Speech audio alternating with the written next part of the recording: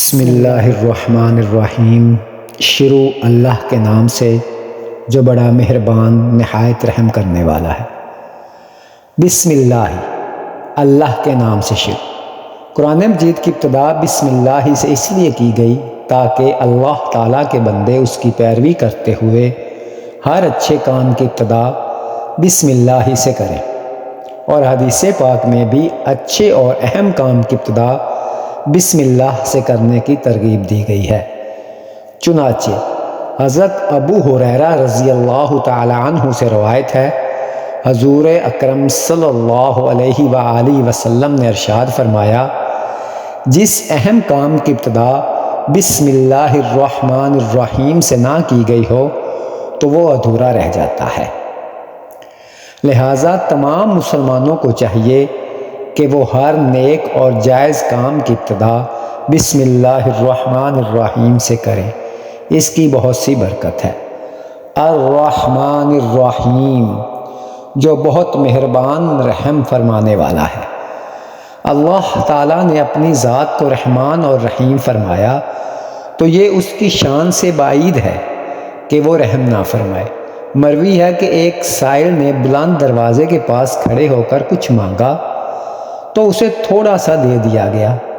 دوسرے دن وہ ایک کلہاڑا لے کر آیا اور دروازے کو توڑنا شروع کر دیا۔ اس سے کہا گیا، تو ایسا کیوں کر رہا ہے؟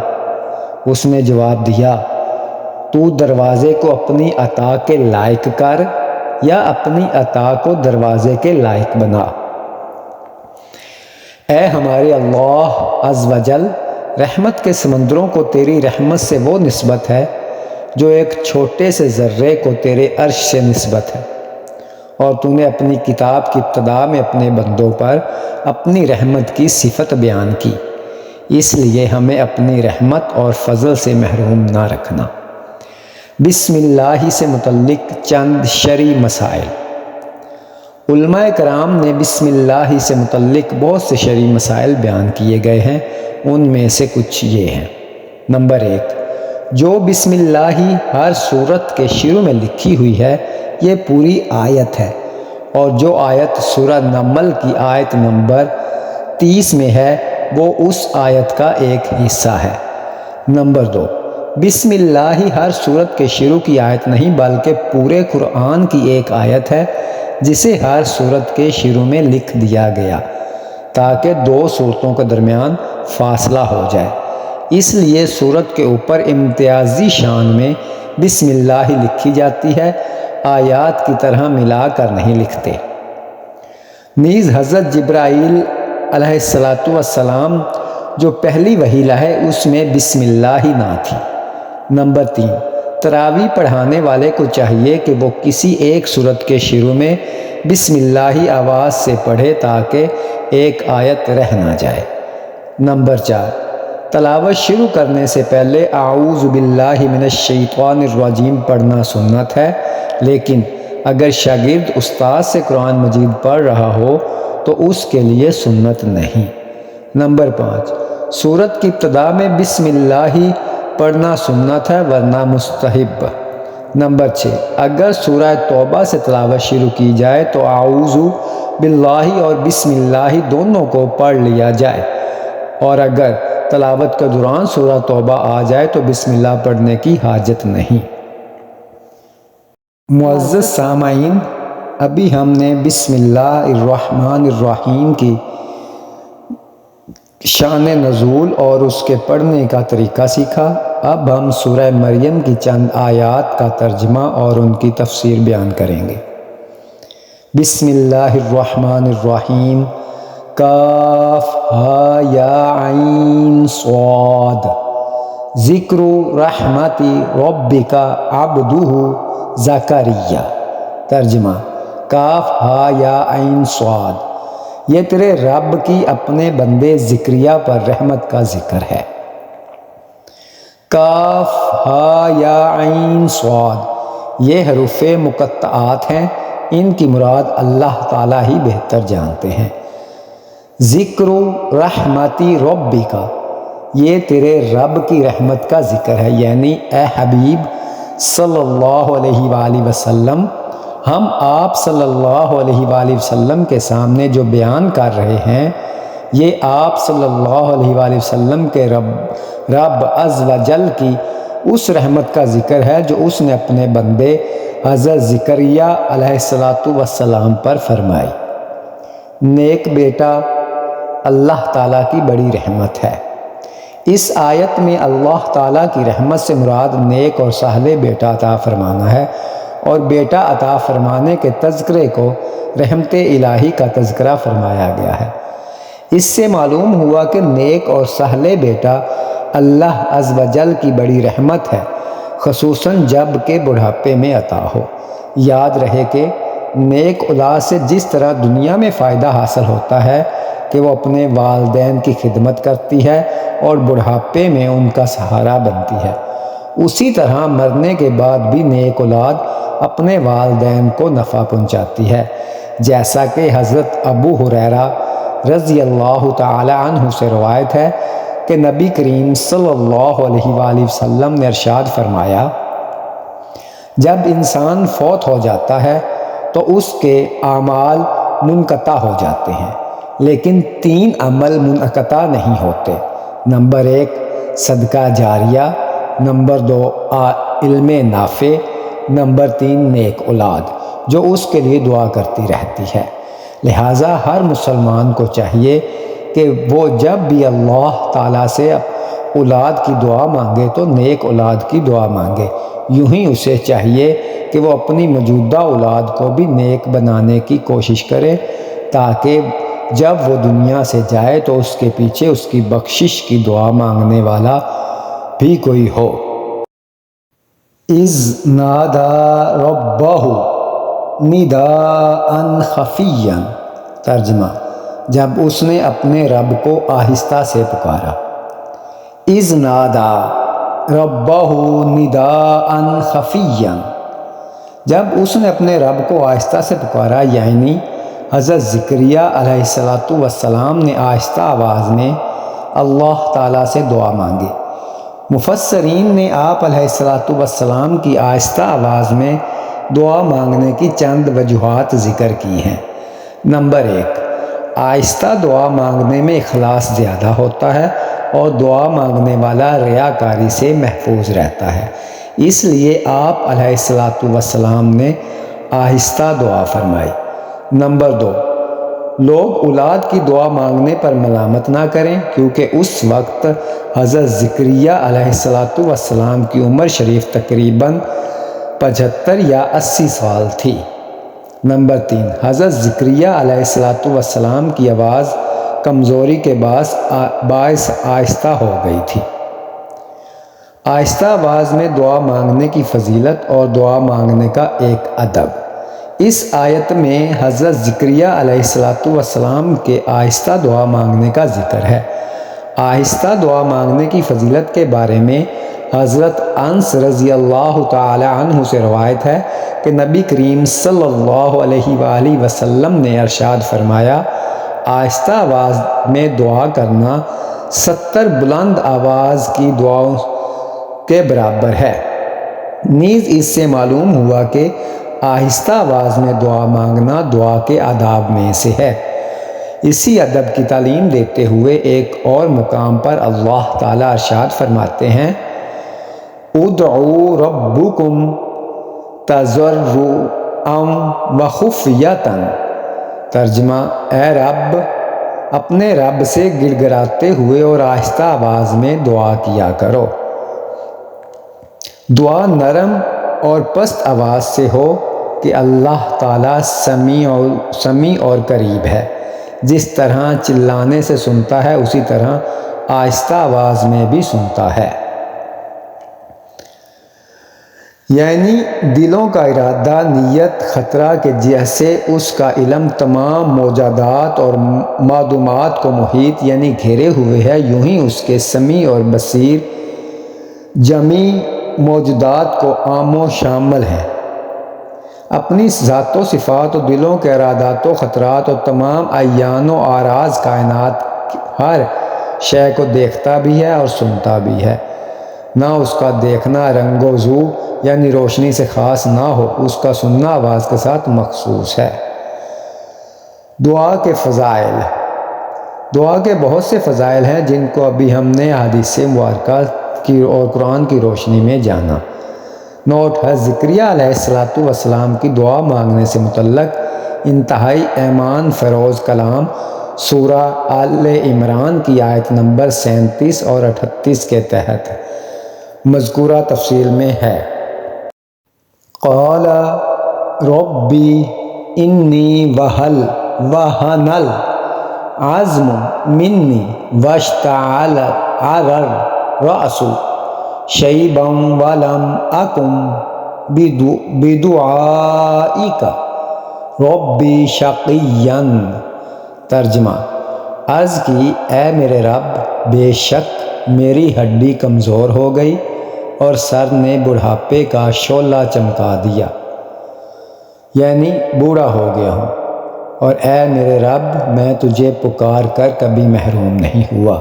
قال، عرض کی، جب حضرت زکریہ علیہ السلام کے دعا مانگنے کا پورا واقعہ کچھ اس طرح سے ہے کہ حضرت زکریہ علیہ السلام کی عمر شریف 75 یا 80 سال تک پہنچ چکی تھی، مگر آپ علیہ السلام کے پاس اولاد جیسی نعمت نہ تھی، اور آپ علیہ السلام کو اپنے رشتہ داروں میں سے بھی کوئی ایسا نیک صالح مرد نظر نہیں آتا تھا کہ جو آپ علیہ السلام کی وفات کے بعد اس قابل ہو کہ وہ آپ علیہ السلام کا جانشین بنے، اور اللہ عز و جل کی طرف سے جو دین کی خدمت آپ علیہ السلام کے سپرد تھی اس کو انجام دے سکے، بلکہ آپ علیہ السلام کے کئی رشتہ دار شریر تھے، اور آپ علیہ السلام کو خوف تھا کہ کہیں میرے بعد یہ دین میں تبدیلیاں شروع نہ کر دیں۔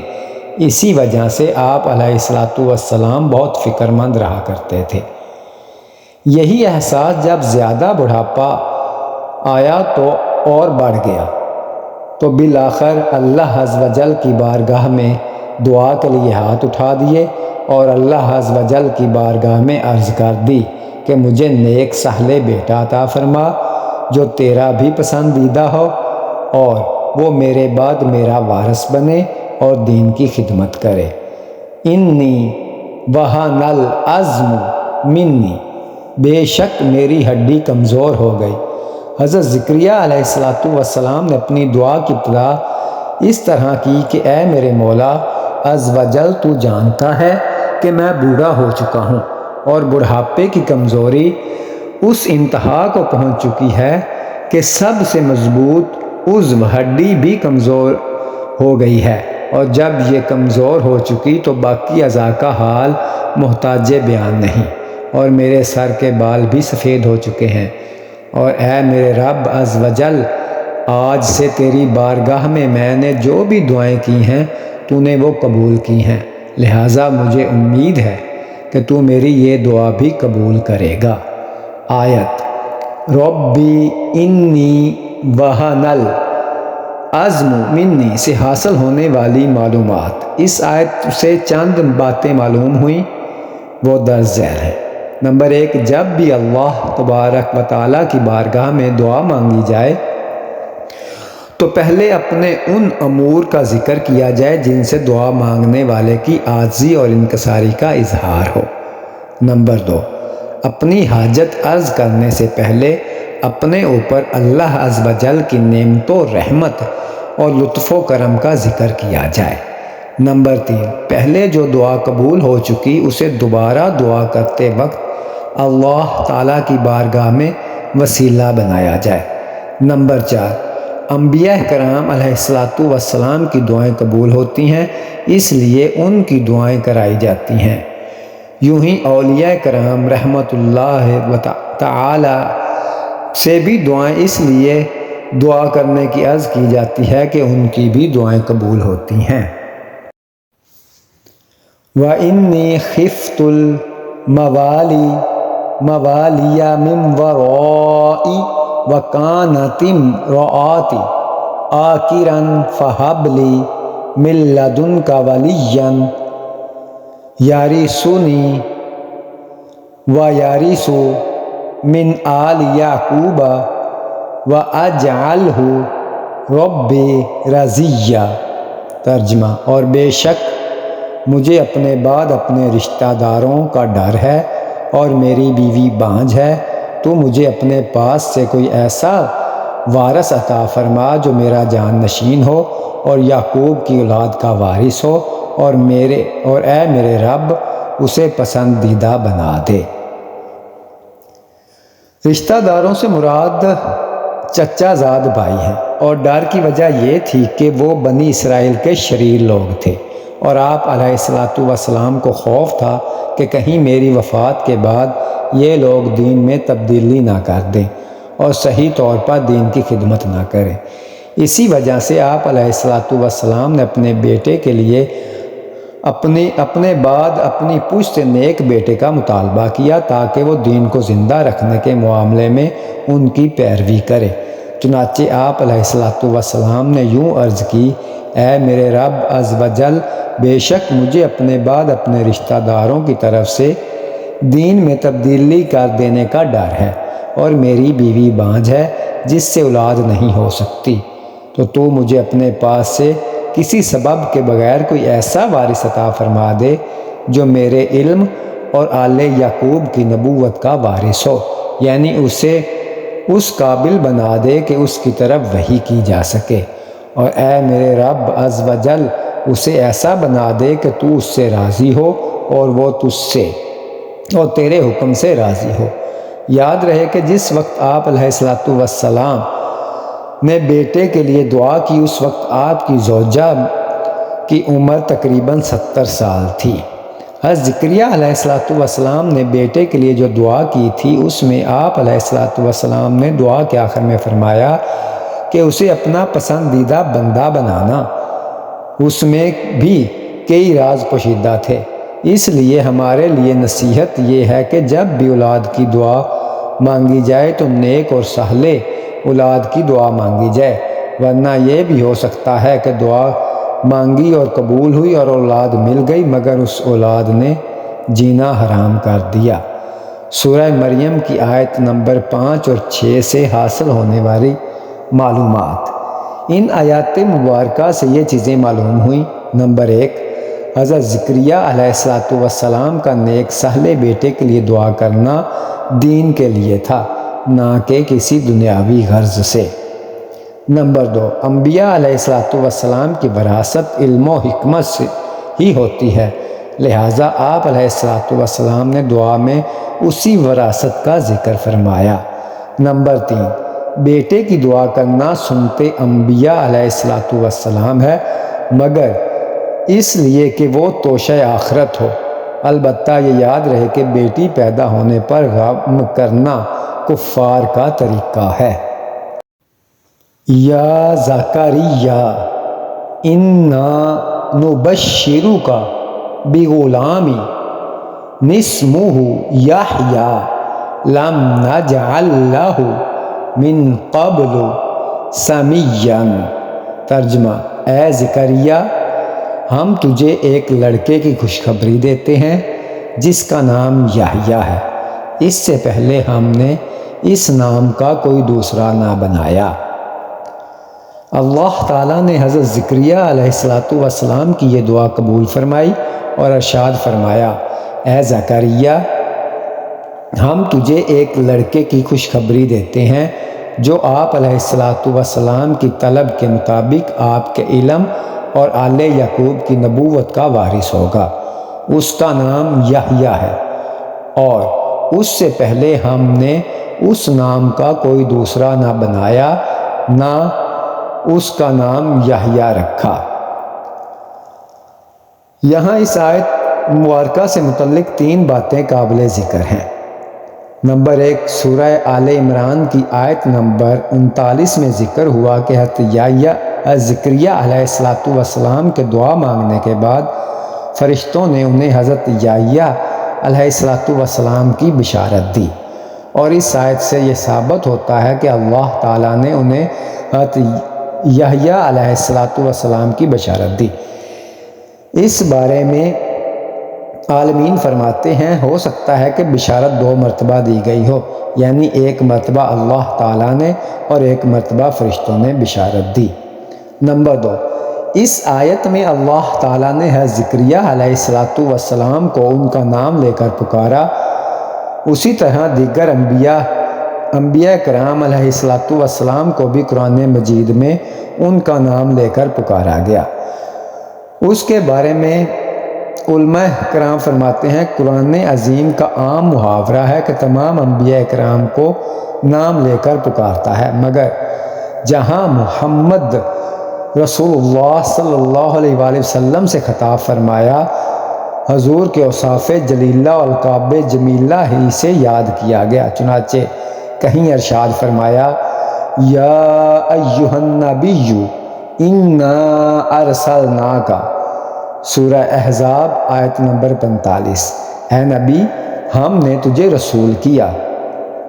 کہیں ارشاد فرمایا یا ایہا الرسول بلغ ما انزل الیک، سورہ مائدہ آیت نمبر 27، اے رسول پہنچا جو تیری طرف اترا۔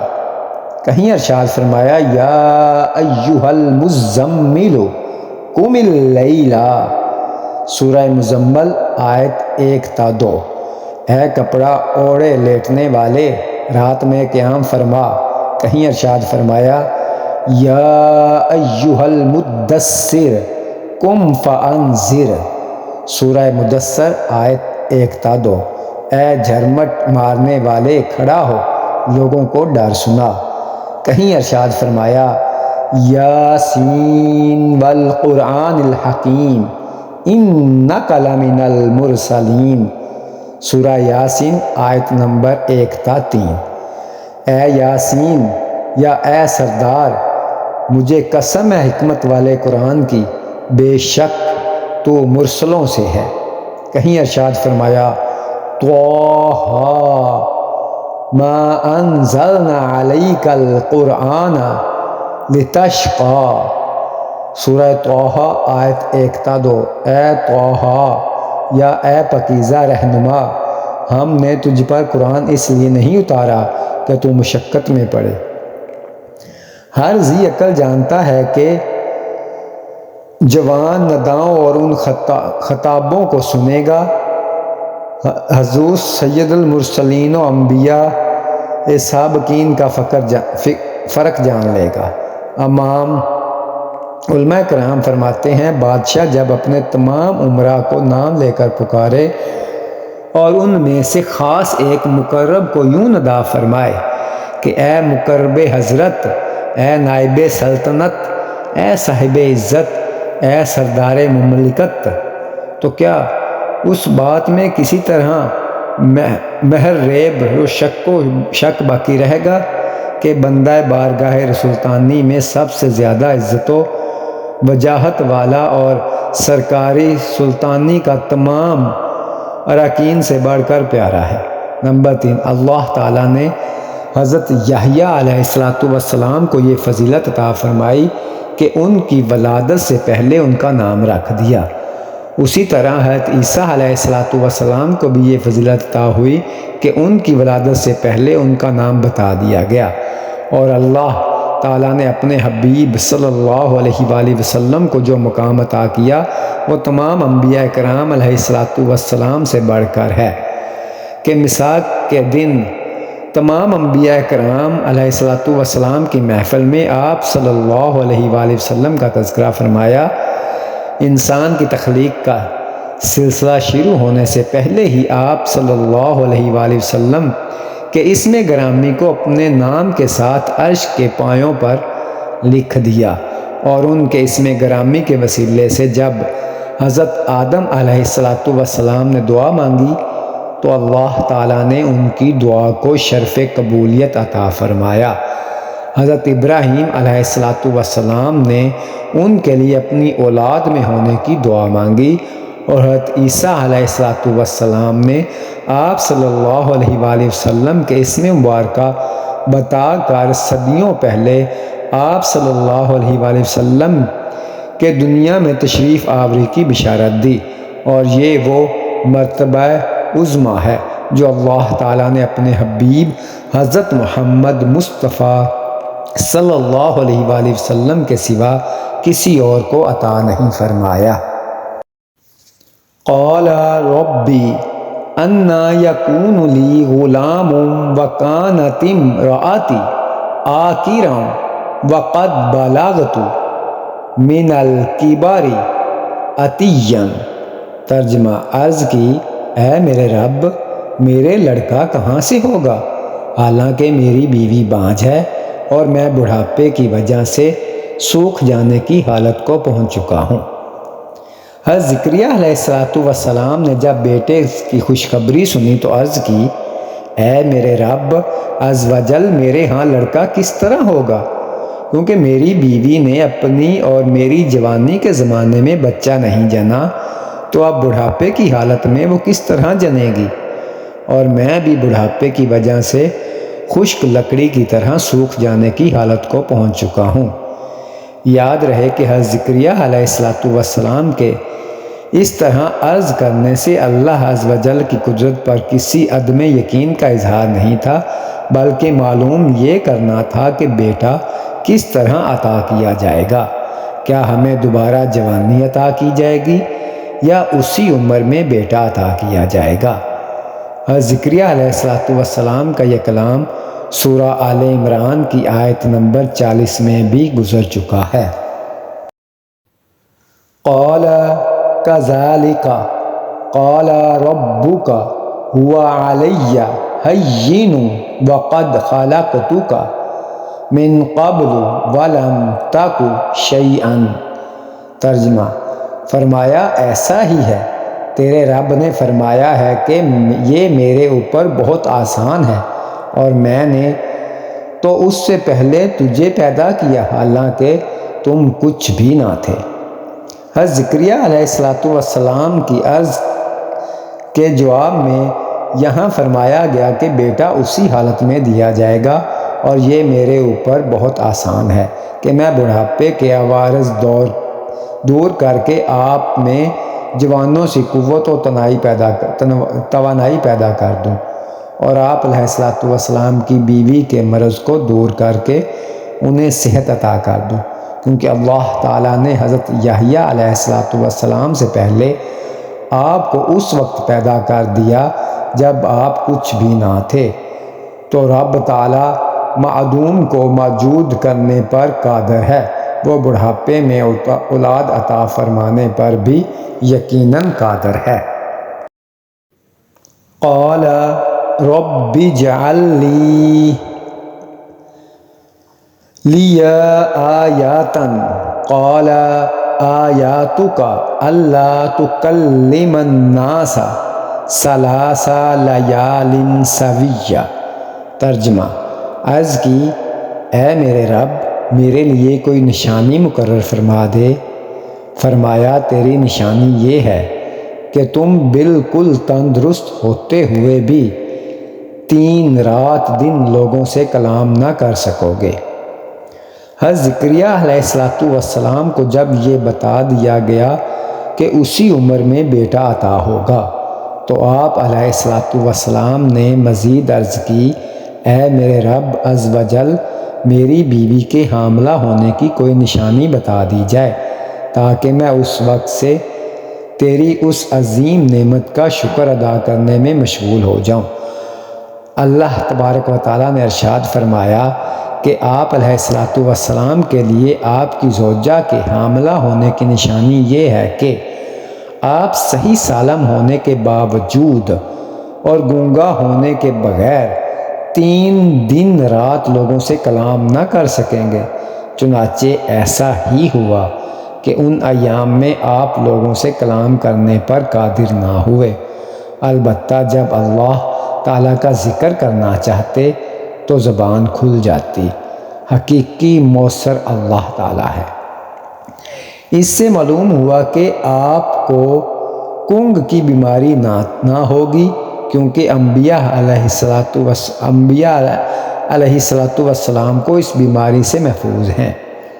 نیز یہ نشانی بھی بڑی دلچسپ تھی کہ ذکر اللہ کریں تو وہ بالکل آسانی سے ہو جائے اور لوگوں سے کلام فرمانا چاہیں تو نہ کر سکیں۔ اس سے یہ بھی معلوم ہوا کہ موصر حقیقی اللہ عز و جل ہے اور بقیہ اشیاء صرف اسباب ظاہری ہیں۔ اللہ عز و جل چاہے تو آگ سے پیاس بجھے اور پانی سے آگ لگے۔ آگ کا جلانا اور پانی کا پیاس بجھانا سب اللہ عز و جل کے کرنے سے ہے۔ فخرج علی قومہ من المحراب فأوحى الیہم ان سبحوا بکرۃ وعشیٰ۔ ترجمہ: پس وہ اپنی قوم کی طرف مسجد سے نکلے تو انہیں اشارہ سے کہا کہ صبح و شام تسبیح کرتے رہو۔ ایک دن حضرت زکریہ علیہ السلام اس جگہ سے باہر نکلے جہاں وہ نماز ادا کیا کرتے تھے، اور لوگ محراب کے پیچھے انتظار میں تھے کہ آپ علیہ السلام ان کے لیے دروازہ کھولیں تو وہ داخل ہوں اور نماز پڑھیں۔ جب حضرت زکریہ علیہ السلام باہر آئے تو آپ علیہ السلام کا رنگ بدلا ہوا تھا اور آپ علیہ السلام گفتگو نہیں فرما سکتے تھے۔ یہ حال دیکھ کر لوگوں نے دریافت کیا کیا حال ہے؟ آپ علیہ السلام نے انہیں اشارے سے کہا کہ صبح و شام تسبیح کرتے رہو اور عبادت کے متعلق فجر و عصر کی نمازیں ادا کرتے رہو۔ اب حضرت زکریہ علیہ السلام نے اپنے کلام نہ کر سکنے سے جان لیا کہ آپ علیہ السلام کی بیوی حاملہ ہو گئی ہیں۔ یا یحییٰ خذ الکتاب بقوۃ وآتیناہ الحکم صبیًّا۔ ترجمہ: اے یحییٰ، کتاب کو مضبوطی کے ساتھ تھامے رکھو اور ہم نے اسے بچپن ہی میں حکمت عطا فرمائی تھی۔ حضرت یحییٰ علیہ السلام کی ولادت کے بعد جب آپ علیہ السلام کی عمر 2 سال ہوئی تو اللہ تعالیٰ نے ارشاد فرمایا: اے یحییٰ، کتاب توریت کو مضبوطی سے تھامے رکھو اور اس پر عمل کی بھرپور کوشش کرو، اور ہم نے اسے بچپن ہی میں حکمت عطا فرما دی تھی کہ جب آپ علیہ السلام کی عمر شریف 3 سال کی تھی اس وقت اللہ تبارک و تعالیٰ نے آپ علیہ السلام کو کامل عقل عطا فرمائی اور آپ علیہ السلام کی طرف وحی کی۔ حضرت عبداللہ بن عباس رضی اللہ تعالیٰ عنہ کا یہی قول ہے، اور اتنی سی عمر میں فہم و فراست اور عقل و دانش کا کمال خوراک کے عادات یعنی انبیاء اکرام علیہ السلام کے معجزات میں سے ہے، اور جب اللہ تعالیٰ کے کرم سے یہ حاصل ہو تو اسی حال میں نبوت ملنا کچھ بھی بعید نہیں۔ لہٰذا اس آیت میں حکم سے نبوت مراد ہے اور یہی قول صحیح ہے۔ بعض مفسرین نے اس سے حکمت یعنی تورات کا فہم اور دین میں سمجھ بھی مراد لی۔ ہماری پیدائش کا اصل مقصد۔ حضرت معاذ بن جبل رضی اللہ تعالی عنہ سے روایت ہے کہ نبی کریم صلی اللہ علیہ وآلہ وسلم نے ارشاد فرمایا: اللہ تعالیٰ میرے بھائی حضرت یحییٰ علیہ السلام پر رحم فرمائے، جب انہیں بچپن کی حالت میں بچوں نے کھیلنے کے لیے بلایا تو آپ علیہ السلام نے ان بچوں سے کہا: کیا ہم کھیل کے لیے پیدا کیے گئے ہیں؟ ایسا نہیں ہے، بلکہ ہمیں عبادت کے لیے پیدا کیا گیا ہے اور یہی ہم سے مطلوب ہے۔ جب نابالغ بچہ اس طرح کہہ رہا ہے تو اس بندے کا قول کیسا ہونا چاہیے جو بالغ ہو چکا ہے؟ اس سے معلوم ہوا کہ ہمیں پیدا کیے جانے کا اصل مقصد یہ نہیں کہ ہم کھیل کود اور دنیاوی عیش و لذت میں اپنی زندگی بسر کریں، بلکہ ہماری پیدائش کا اصل مقصد یہ ہے کہ ہم اللہ تعالیٰ کی عبادت کریں۔ اس چیز کو قرآن مجید میں کچھ اس طرح بیان کیا گیا ہے: افحسبتم انما خلقناکم عبثا وانکم الینا لا ترجعون۔ سورہ مومنون آیت نمبر 115۔ ترجمہ: تو کیا تم یہ سمجھتے ہو کہ ہم نے تمہیں بیکار بنایا اور تم ہماری طرف لوٹائے نہیں جاؤ گے؟ اور ارشاد فرمایا کہ وَمَا خَلَقْتُ الْجِنَّ وَالْإِنسَ إِلَّا لِيَعْبُدُونَ۔ سورہ زاریات آیت نمبر 52۔ ترجمہ: اور میں نے جن اور آدمی اس لیے بنائے کہ میری عبادت کریں۔ اللہ تعالی ہمیں فضول اور بیکار کاموں اور اخروی تیاری سے غافل کر دینے والے اموار سے بچنے اور ہمیں اپنی اطاعت و عبادات میں زندگی بسر کرنے کی توفیق عطا فرمائے۔ آمین ثم آمین۔ جزاک اللہ خیرہ۔